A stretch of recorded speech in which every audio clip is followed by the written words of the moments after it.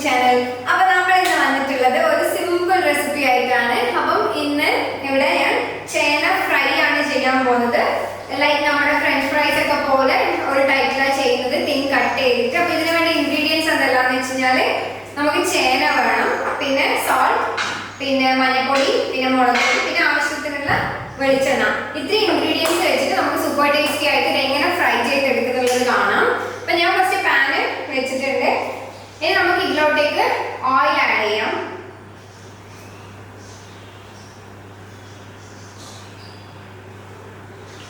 ആവശ്യത്തിന് ഫ്രൈ ആകാനുള്ള ഓയിൽ മതി. ദെൻ നമുക്ക് ഈ ചേനയിലേക്ക് ഈ പൊടി മിക്സ് ചെയ്യാം. ഫസ്റ്റ് കുറച്ച് സോൾട്ട്, പിന്നെ കുറച്ച് മഞ്ഞൾപ്പൊടി, ഇതൊക്കെ കുറച്ച് മതി. ദെൻ മുളക് പൊടി, ഇത് എരിവിന് കണക്കായിട്ട്. ദെൻ ഇത് നല്ലോണം ഒന്ന് മിക്സ് ചെയ്യാം.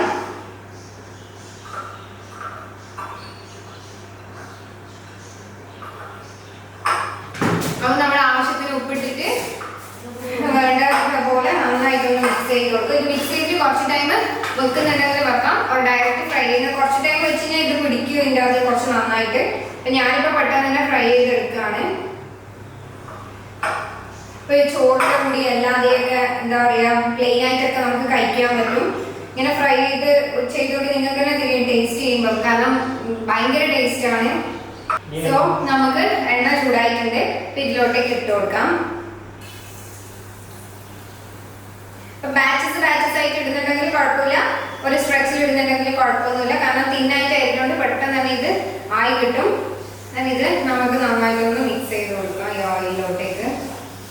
കുട്ടികൾക്കൊക്കെ നന്നായിട്ട് ഇഷ്ടപ്പെടും, കാരണം മിക്ക കുട്ടികളും ചേനയും ഇങ്ങനത്തെ ഒന്നും ഇഷ്ടപ്പെടും. ഞാൻ ഓൾസോ ചേനയൊന്നും ഇഷ്ടപ്പെടാത്ത ഒരാളായിരുന്നു. സാമ്പാറിലൊക്കെ ഉണ്ടായി കഴിഞ്ഞാൽ കഴിക്കലൊന്നുമില്ല.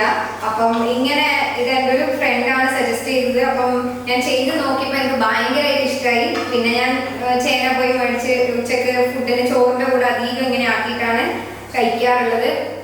നമുക്ക് മീൻ പൊരിച്ചൊന്നും ഇല്ലെങ്കിൽ അതിനെ കോമ്പൻസേറ്റ് ചെയ്യാൻ പോലെ ഇതാക്കിയാൽ എന്താ പറയുക സൂപ്പറായിട്ട് നമുക്ക് ചോറ് കഴിക്കാൻ പറ്റും. കറി വരെ വേണമെന്നില്ല, ജസ്റ്റ് ഇത് കൂട്ടിയിട്ട് നമുക്ക് കഴിക്കാം. ആ ഉണ്ടാക്കി ആ ചൂടോടെ തന്നെ കഴിച്ചാൽ അത്രയും നല്ലത്. പിന്നെ കുറച്ചും കൂടി ഓയിൽ ആഡ് ചെയ്യാണ്, ഇതൊന്ന് ഫ്രൈ ആയിട്ട് വരണം.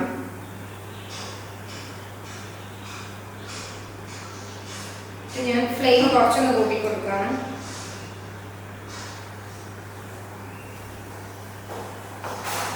സോ നമുക്ക് ഇതൊന്ന് ഫ്രൈ ആയി വരുന്നവരെ ഒന്ന് വെയിറ്റ് ചെയ്യാം. അപ്പം നമ്മുടെ ഡിഷ് ഓൾമോസ്റ്റ് ഇവിടെ ആയിട്ടുണ്ട്. ഇപ്പം കുറച്ചുകൂടെ ഫ്രൈ ആക്കണമെങ്കിൽ കുറച്ചുകൂടെ ഫ്രൈ ആക്കാം. ഇത് കുറച്ച് ഓൾമോസ്റ്റ് നല്ലൊരു ഫ്രൈ ആയിട്ടുണ്ട്. അപ്പം നമുക്കിത് ഗ്യാസ് ഓഫ് ചെയ്തിട്ട് സെർവിങ് ബൗളിലേക്ക് മാറ്റാം.